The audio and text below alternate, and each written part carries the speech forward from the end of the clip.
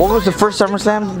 You got, what year was it? 2004. Yeah, I've seen Pulp Summer Slam evolve. This being a show that we've done for 20 years, and a show that I feel like, you know, it's already reached its as far as I can take it. I just wanted to ask you frank questions. Like, I mean, I'm going to release the official seat plan and the prices tomorrow, 2 minutes to midnight. Wait, tomorrow? I was wondering, what do you think the show should cost? Having gone to SummerSlam for so many years. Frankly speaking, keep it the same way you did ever since you put royalty there. I mean, ever since 2013, 2014, 15, 2016, those tickets were reasonable. But of course, with the bands that you had back then, I mean, for us, 10K is just, that's more than enough. In my opinion, that Pulp has over and over proved that you have improved the experience so much. Like last one was like so much, you know, we cannot expect that sort of a concert in the Philippines. So top level, I feel that it can be 15K, and then lower maybe 2.5. That's my feel. I think the 15,000 is enough, but the price is good. Which is Iron Maiden, heavier, like later, other bands, so it's reasonable enough. It's reasonable.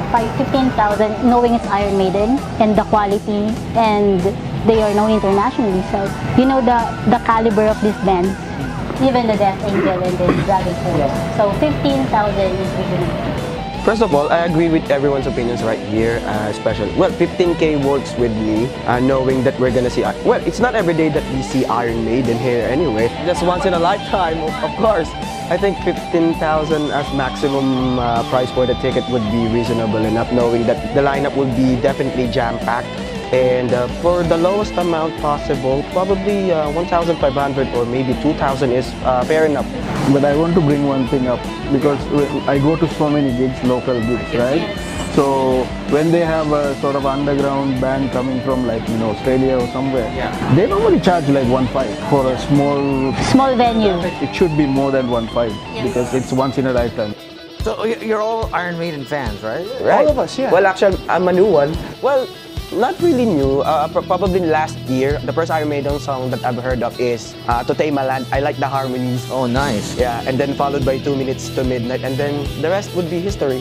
Currently, my favorite would be the Clansman. And then the one before the Somewhere in Time, they came like 2 years apart, I think. You can't not like Wasted Years. Yeah, that's right. Then, I think that riff.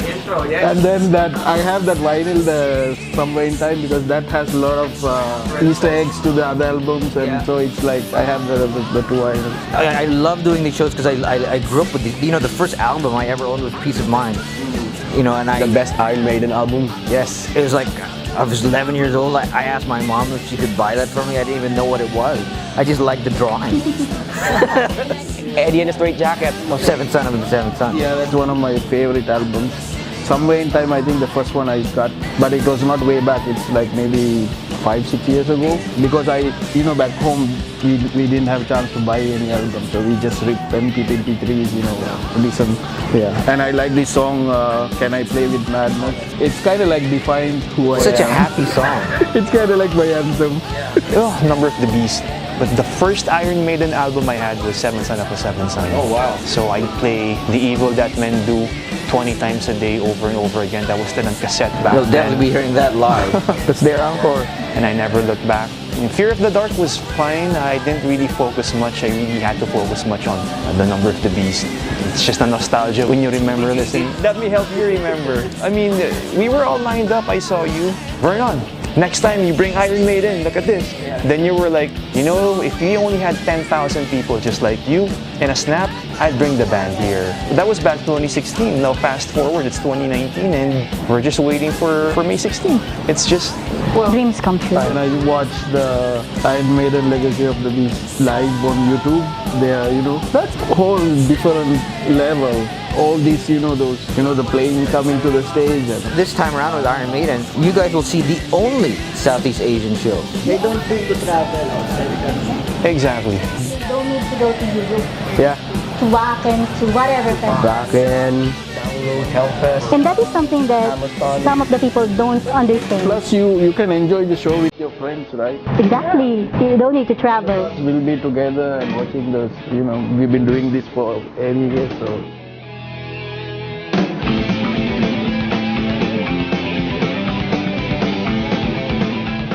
what are your favorite SummerSlam moments? I'm just curious myself. Well, I told her already, back in 2013, as I lay dying, we were all lined up. Phil! Phil! Phil!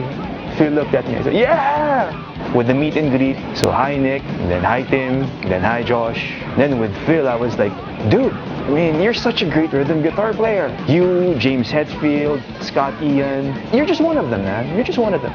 Oh, thanks, man, thanks. And then, yeah, picture. It makes me feel so young. I'm 40 years old, and then back then, I think I was turning 34. Yeah, so first thing is the Megadeth performance. That's it's kind of like my SummerSlam out of all of them. I have a lot of experiences with all the others, but seeing Megadeth, because that's my most favorite band, so seeing them perform at SummerSlam on my favorite festival, so that's like, and then meeting them, I didn't care what they are like, what they were going through or whatever, like, how they were. I think as long as I see them, they said hi, I took a picture with them, and he was so gracious the day before, how he tweeted and, explained the situation, and so that's my most favorite moment in SummerSlam. But I do say that I also have to mention the Slayer, because I feel that it's one of we are so lucky. I think the lucky few who were able to witness that tour, plus to meet them actually and take a picture with them. The one that is memorable for me is Shadows Fall. I'm a big fan of Shadows Fall. The 9th SummerSlam. SummerSlam. Brian Pierre wrapped me with his dread. I can't forget that. And then Jason Bittner came to the crowd to have a chat with us. So we have the time to talk with him, discuss his visions about metal. Testament and then Lamb of God, played in 2010.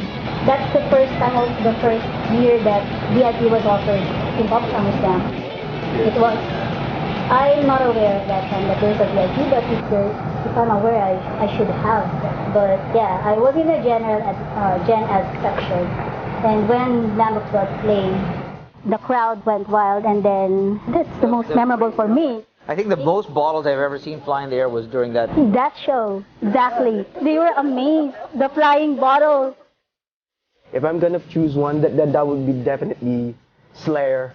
Well, if you remember my video entry on the first Slayer gig, I've mentioned that Slayer was my college, teenage hero back then, and the first Slayer song that I got exposed to was Aggressive Perfector, and the clamor for bringing Slayer to Manila was like 10 years in the making, and you mentioned our page, Bring Slayer to Manila.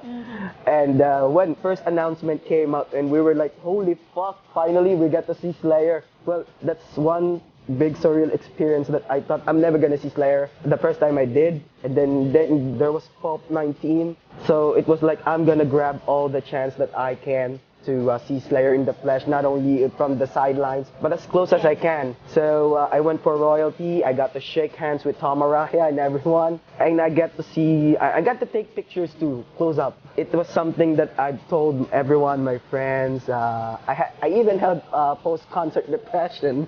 Really? It took me about 3 months to move on from that concert. It failed. All the other SummerSlam just failed in comparison. So I don't know. Well, I'm looking forward to see Maiden, and I don't know if it's gonna match the excitement that I had with Slayer. I don't know, but I'm gonna expect that it's gonna be fun, definitely. I think this one is gonna be like my great opus. It's the premier indoor venue of the country.